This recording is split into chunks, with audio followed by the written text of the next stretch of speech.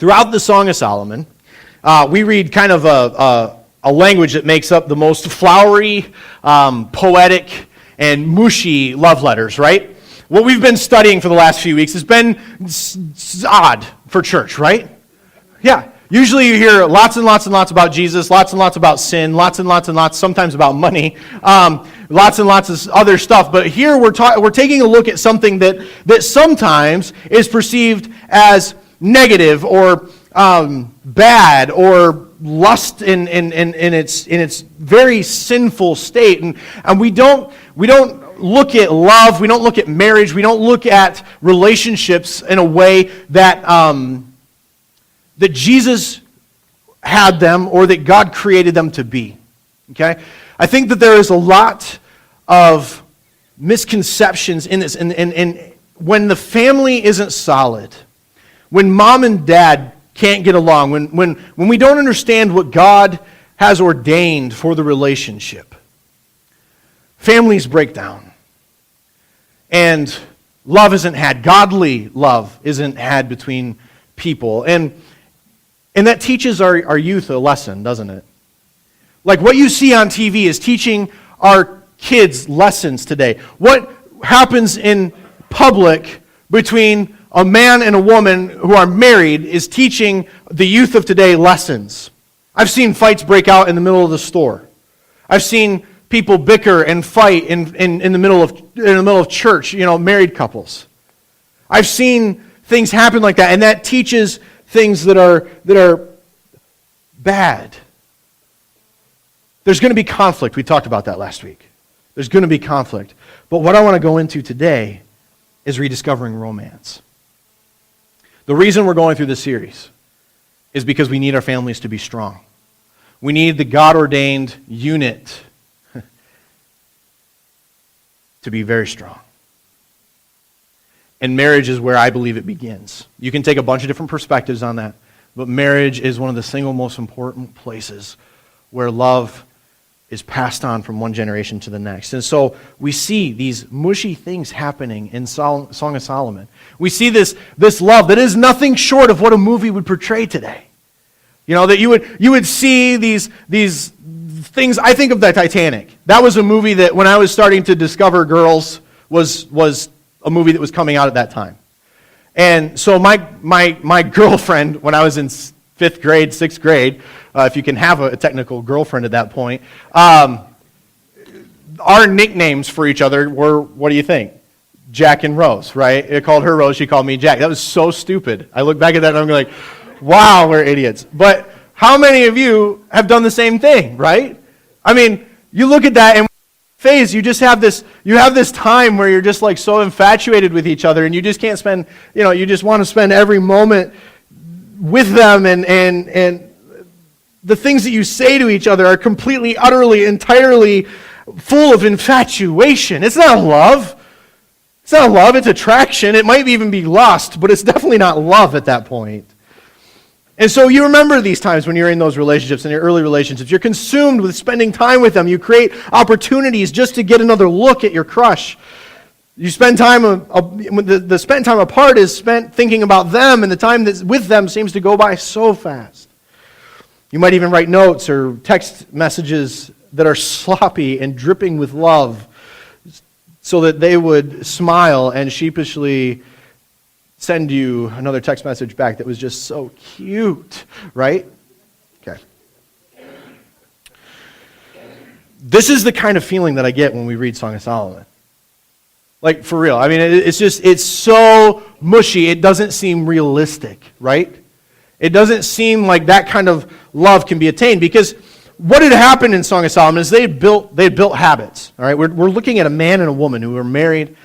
We get to peek in on certain situations of their lives, and these people have been married. They've been through the engagement, they've been through the dating, they've been through the attraction, they've been through all those things. And we haven't quite gotten to kind of maybe the deeper part of marriage yet, but the reason they're like that is because they built these habits. All right, they built habits. They had this default go-to position of expressing love to create romance, to tell each other about that too.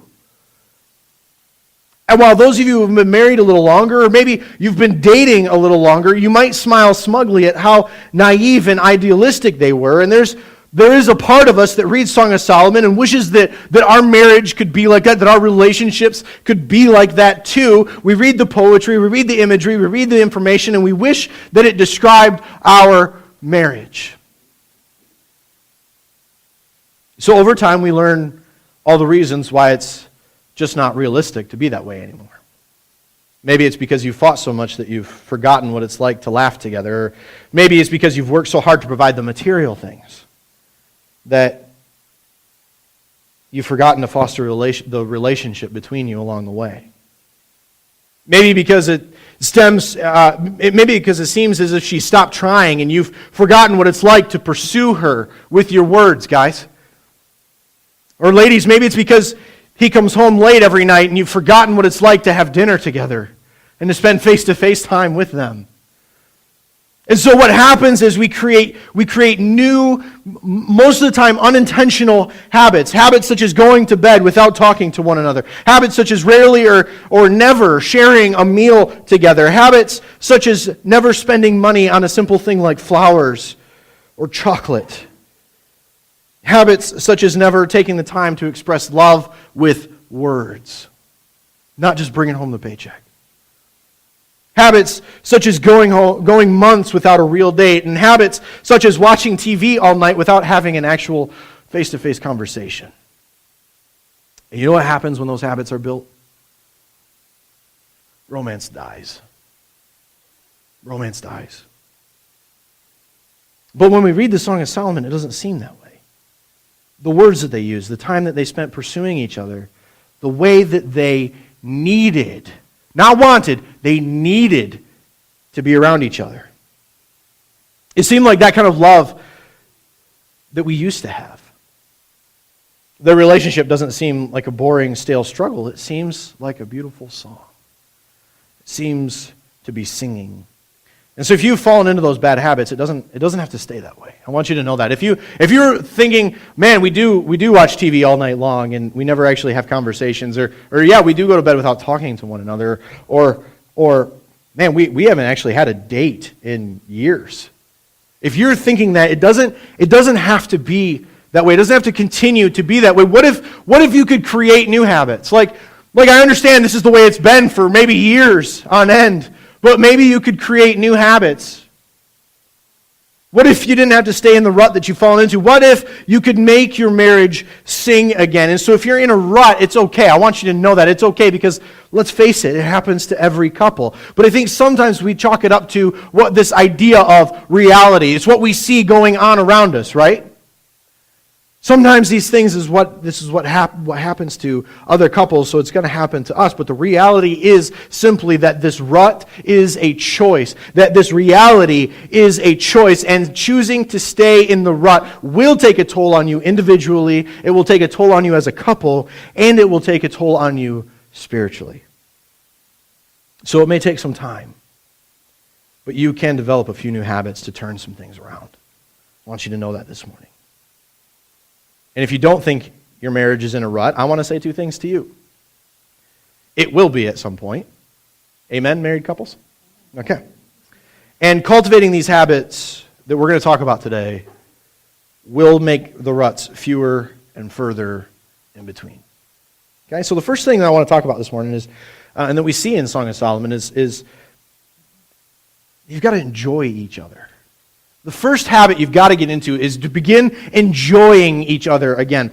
Don't you see that when we read through the Song of Solomon? Don't you see that as we're going through? I mean, in chapter 1, verse 4, the woman says, "Take me away with you." In chapter 2, verse 3, she says that he is like a tree and that she delights to sit in his shade. Is there nothing better than sitting under a tree on a warm summer day, watching the squirrels run about and the bunnies and all that other fun stuff, right?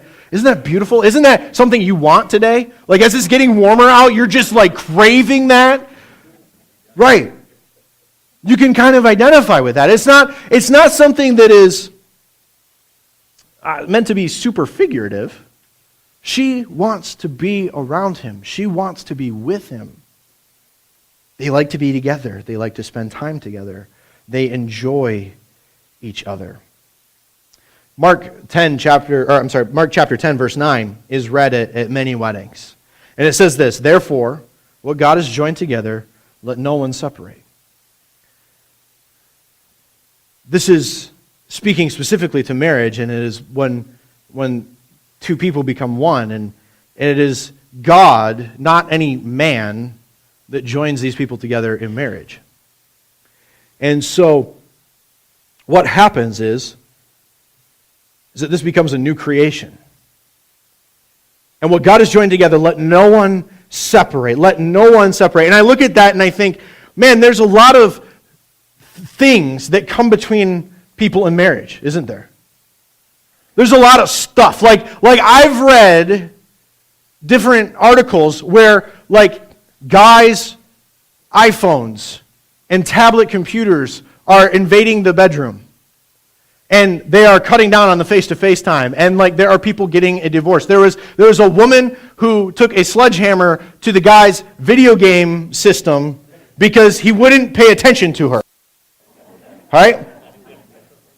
There are a lot of things that come between people in marriage, right? And so at first I'm looking at this and I'm going, man, God, you should have said let no one or anything come between us. But then I got to thinking, there are people that create these things, aren't there? There are people that create the video game systems. There are people that create the tablets and the phones and the games and the stuff that comes in there. And so in a way, it is still let no one come between the marriage. Let no one separate what God has joined together. Let nothing else replace the enjoyment found between these two mingling souls. And I think that God was saying something specific when He recorded this in the Bible, because how many times do we look at our situation and ask the question, did I make the right choice? I don't want you to raise your hand, but how many times have you asked that question? I said don't raise your hand. You know? I mean, if we're really honest with ourselves, there have been times that we just kind of went, did I screw up here? Did I make a mistake?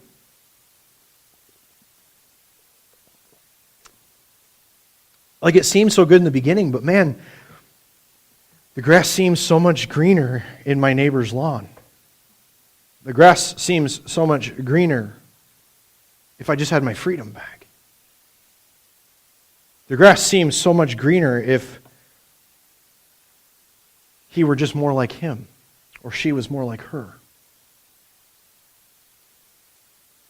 The cute things are just annoying now, and man, have they gotten grumpy, right? It happens to the best of us. And so it's easy to give all these reasons why you don't enjoy each other's company as much as you used to. That is like the super easy thing to do. That is so, you could write 15 things down and say, I don't enjoy this about that person. But rather than doing that, which is completely negative, and would just add to the destruction of your relationship, why don't you try to remember your favorite things to do together? Or maybe the old things aren't possible, or they're just not fun anymore. Okay? Maybe find new things to do together. That's a revolutionary idea, isn't it?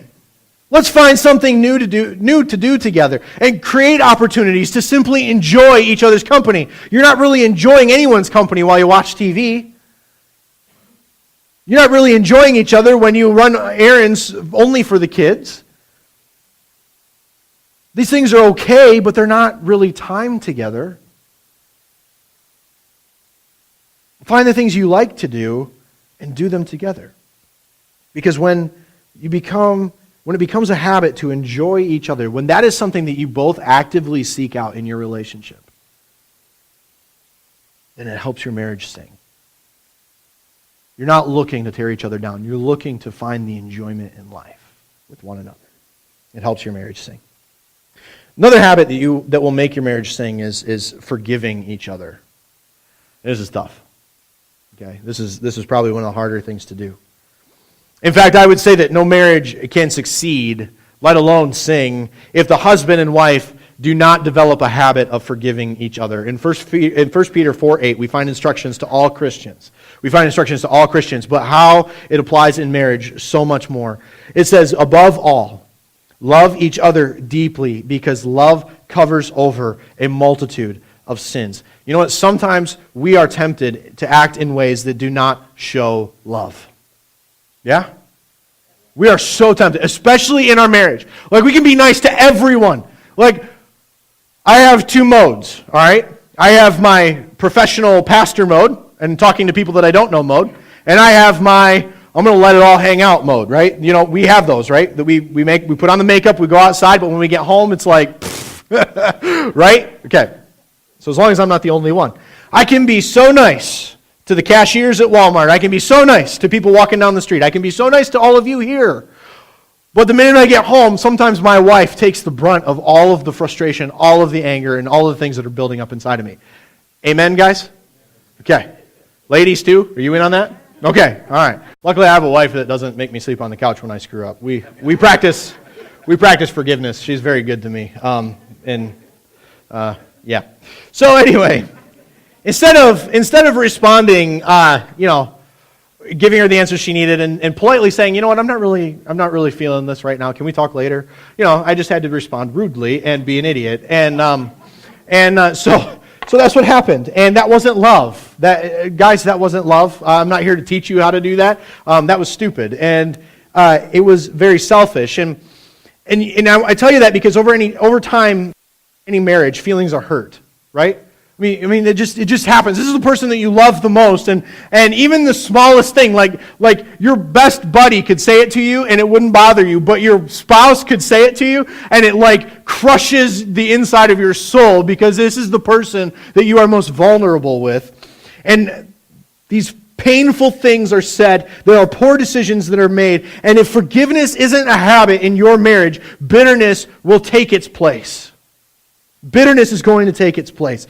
And bitterness kills romance. It destroys passion and it ruins friendship. Marriage cannot survive on the bitterness that develops from a marriage without forgiveness. Ephesians 4:2-3 says, be completely humble and gentle. Be patient, bearing with one another in love. Make every effort to keep the unity of the Spirit through the bond of peace. And let me tell you something. Unity is found in humility of confession. Unity is found in patience with one another. Unity is found when we look past each other's sin, not excusing it, but seeing to person that God created for eternity.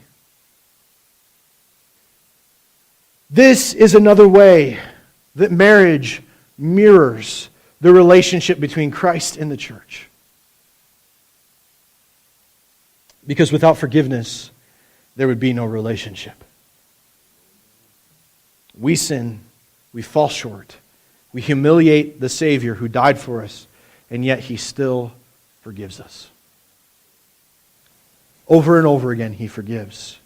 And were it not for that, we would be lost. As it is, though, we are forgiven. And even though there is sorrow and repentance and painful confession over our sin, we are brought closer to Christ through the humility and love that develop from an attitude that seeks forgiveness and the joy that comes from that.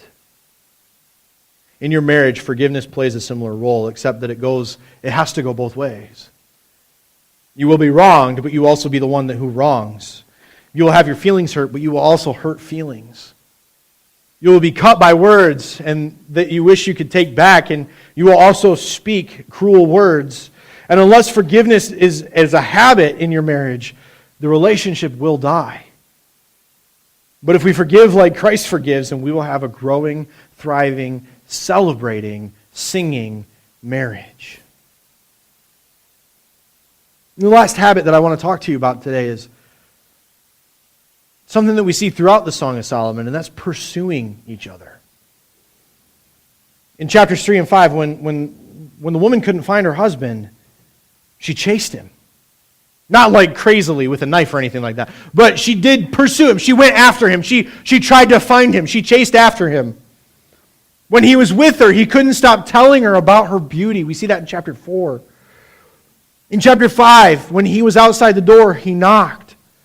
And again in chapter 5, when she was with the other women of the city, she praised him. How many of us can confidently say our spouse praises us in public?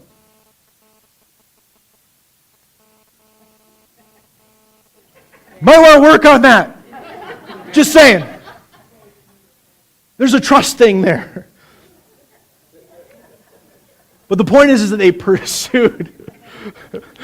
I see lots of elbows and nervous movement right now.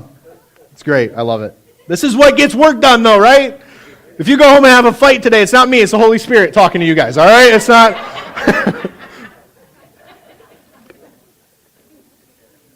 As we talked last week, conflict only builds the marriage if you can get through it.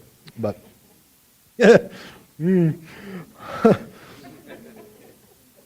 but the point is that they pursued each other. Okay, they pursued each other. And pursuing doesn't literally mean chasing someone. We use that term a lot in the phase before a couple gets together. A lot of times you see the guy pursuing the woman so that she knows he's interested, right? I'm an old-fashioned guy in that realm where I don't believe that the woman should ask the guy out at all. Now we can debate on that. I don't really care. That's not biblical, but I believe the guy should pursue the woman. That she shouldn't have to do the work. You know, he's got to stand up and be a man sometimes, and that's tough. All right. But he pursues her, and so he goes out of his way to talk to her. He listens to her. He buys her flowers. He plans surprises for her. He plans dates. He pursues her. And then in return, she pursues him. She laughs at his jokes. She goes on the cheesy dates he plans. She writes him notes. There's got to be some cheesy dates that we need some stories of right now because that was a lot of laughter for that. But she pursues him too. See, what it means is going out of your way to show the other one love. No one starts it, and no one has to pay it back. That's the beauty of pursuit in a marriage. It's purely to show the other person that you care about them. And it works beautifully. Almost like a song, when the husband and the wife are each pursuing each other with no expectation of any reward.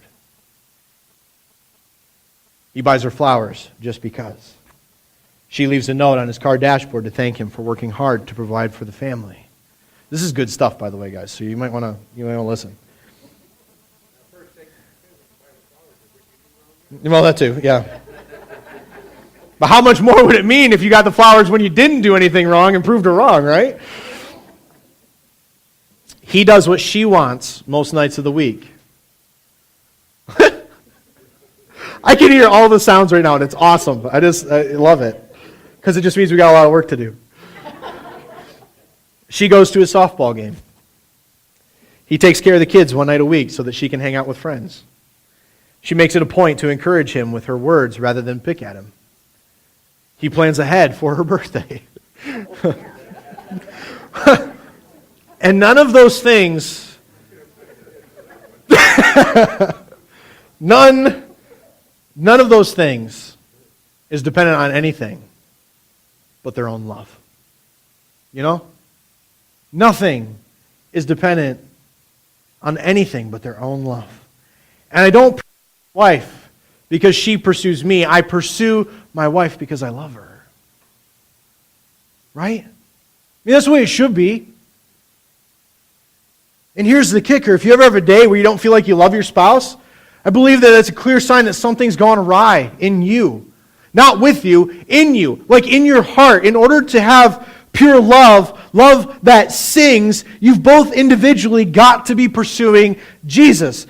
I'm not talking about sit down and have a Bible study together, and that's not off the table, but you individually, if you're not pursuing Jesus on your own, how can you expect to love?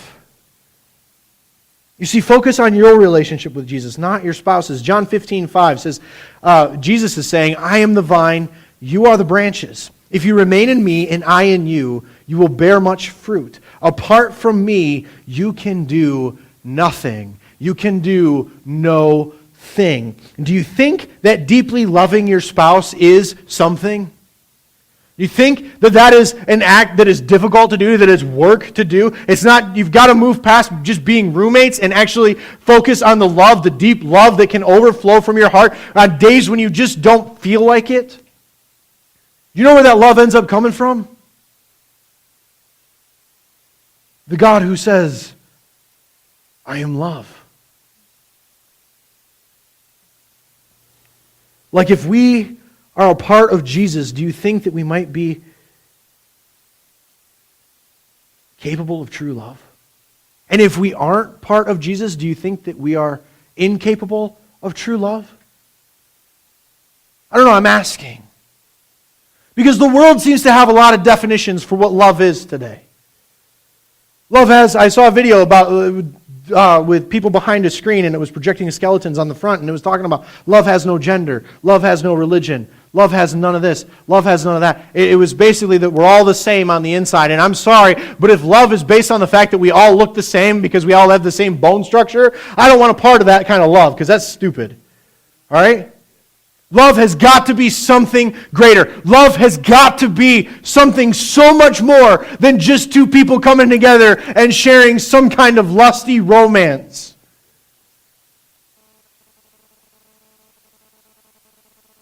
Like, I think we might be incapable of true love if we're outside of Jesus Christ. If you want your marriage to succeed, if you want anything to succeed in your life, your face has got to be focused on Jesus. The vision is Jesus, right? Your eyes have got to be set on Him. Not the handsome guy that you saw at the gym or the cute girl that just started working with you. All right? If you want your marriage to sing, you've got to get alone and become a prayer warrior, and then you can go pray with your spouse. And if you want your marriage to sing, then you need to get up early and you need to get your face in the Bible and let it marinate in you, and then go read it with your spouse. You are incapable of love.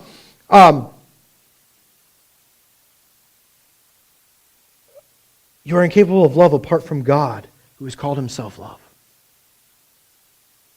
And you are incapable of submission if you refuse to be in submission to the one who served and submitted Himself to all humanity.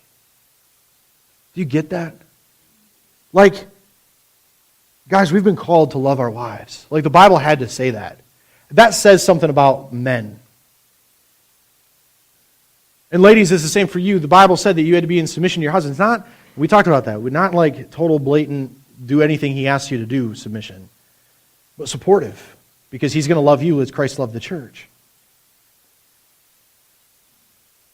And guys, if we can't learn to love Jesus, how can we learn to love our wives? And ladies, if you can't be in submission to Jesus, how can you be in submission to your husband? It's work. I'm not saying it's easy. I wish it could be easy when we're dating and engaged and honeymoon and all that fun stuff. I wish it could be that easy all the time. But it takes work, and it takes time, especially if you've developed bad habits. Don't expect a change overnight. Don't go home and be like, all right, let's go. We're going to forgive each other. We're going to enjoy each other. We're going to expect great things out of each other, because it's not going to happen right now. There's still a lot of hurt you got to work through. There's still a lot of pain you're probably going to have to work through. But plant the seeds and get to work. Pay attention to the needs that arise. Sometimes it takes a while for new growth to take root. And songs often use the imagery of a vineyard or a garden as a metaphor for love between husband and wife. And so just as with vines or plants, sometimes it takes time to heal. Treat them right. Give them time. And when they're ready, they'll let you know. It takes work. But when these 3 habits are at work in your marriage, it can get you out of those ruts. It can prevent those ruts. And it constantly reminds you why you're married. You're in love, yeah. And she's beautiful, definitely. He's romantic, maybe. But more than any attraction or love that you feel, you're married because it teaches you how to be more like Jesus. He loved us while we were still sinners. He wants to spend time with us each day. He forgives us.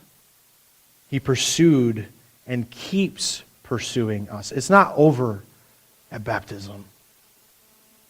He pursues and continues to pursue us. And when we develop the kinds of habits that Jesus displays towards us, we will enjoy the kind of marriage that God had in mind. The kind of marriage that sings.